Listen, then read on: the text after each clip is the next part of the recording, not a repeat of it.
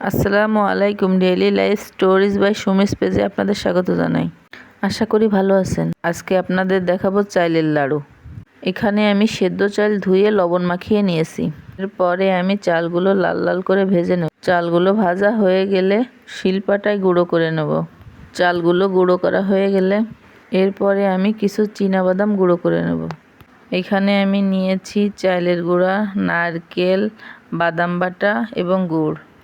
এরপর একটি কড়াইতে গুড় দিয়ে দেব। এরপর গুড়টা ফুটতে শুরু করলে নারকেল দিয়ে দেব। তারপর নারকেল আর গুড় ভালোভাবে মিশিয়ে নেব।